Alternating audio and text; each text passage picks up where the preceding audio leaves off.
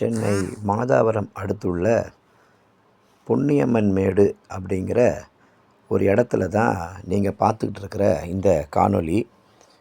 இந்த காணொளியில் என்ன விஷயம் அப்படின்னா, சாலையில் நடுவே மின் கம்பமானது அமைக்கப்பட்டிருக்கு. இந்த மின் கம்பத்துக்கு அருகாமையிலேயே குடிநீர் தொட்டியும் இருக்குது.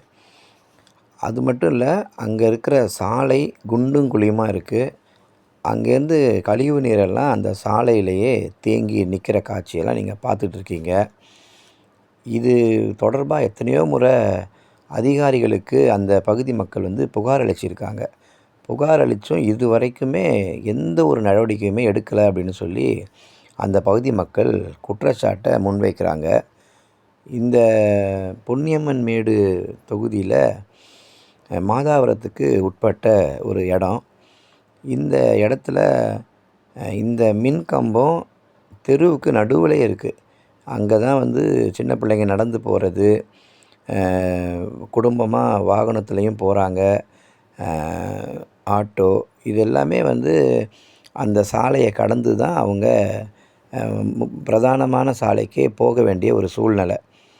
ஆனால் இந்த மின்கம்பம் அந்த ரோட்டுக்கு நடுவில் இருக்கிறதுனால பெரிய வாகனங்கள்லாம் இந்த தெரு வழியாக வர முடியல அப்படிங்கிற ஒரு குற்றச்சாட்டையும் அங்கே இருக்கிற பொதுமக்கள் முன்வைக்கிறாங்க. இந்த பகுதியில் கழிவு நீர் மழை பெஞ்சா மழை இல்லாத காலத்துலேயும் தேங்கி நிற்கிது அப்படிங்கிறதையும் குற்றச்சாட்டாக வைக்கிறாங்க. இந்த கம்பம் இருக்கிற இடத்துலையே தண்ணி தேங்கி நிற்கிது. அதுக்கு அருகாமலேயே குடிநீருக்காக மாநகராட்சி சார்பில் வைக்கப்பட்ட ஒரு டேங்க் இருக்குது. நீங்கள் அந்த வீடியோவில் பார்த்துட்ருக்கீங்க. இந்த டேங்க்லேருந்து வெளியாகிற தண்ணியும் அந்த மின் கம்பத்துக்கு அருகாமலேயே போய் தேங்கி நிற்கிது. இது உண்மையிலேயே ரொம்பவே பாதிப்புக்குள்ளே கொண்டு வந்துடும். காரணம் என்னென்னா, அந்த மின்கம்பம் வழியாக தான் எல்லா வீடுகளுக்கும் இணைப்புகளுக்கும் போகிறதுக்கு மின்சார ஒயர்கள் அந்த மின்கம்பம் வழியாக தான் இணைப்புகளை கொடுக்கப்பட்டிருக்காங்க மின்சாரத்துறை. இந்த மின்சாரத்துறை உடனடியாகவே இந்த பகுதியில் இந்த பிரதானமாக இருக்கிற இந்த ஒரு உயிர் பலி காத்திருக்கிற இந்த கம்பத்தை மாற்றி அமைக்கணும் அப்படிங்கிறத கோரிக்கையை மக்கள் முன்வைக்கிறாங்க. நாங்கள் எத்தனையோ முறை அதிகாரிங்கிட்ட சொல்லிட்டோங்க, அவங்க செய்ய மாட்டுறாங்க. மின்சார வாரியத்துலேயும் நாங்கள் போய் கம்ப்ளைண்ட் பண்ணிட்டோம், சென்னை மாநகராட்சியிலே நாங்கள் கம்ப்ளைண்ட் பண்ணிட்டோம். ஆனாலும் இதுக்கு ஒரு தீர்வுமே இல்லை, கிடைக்கல. யாருமே எட்டி கூட பார்க்க மாட்டுறாங்க எங்கள் தொகுதியை. இதில் இன்னொரு விஷயம் என்னென்னா, முதலமைச்சருடைய தொகுதி கொளத்தூர் தொகுதிக்கு ரொம்ப ரொம்ப ரொம்ப அருகாமையிலே இருக்கிற ஒரு பகுதி தான் இந்த பொன்னியம்மன் மேடு. இதில் தான் மக்கள் இவ்வளோ இடையூறை சந்திச்சுட்டு இருக்காங்க. பெரிய பெரிய அப்பார்ட்மெண்ட்ஸ் இருக்கிற இடம், பெரிய பெரிய வீடுகள் இருக்கிற இடம்.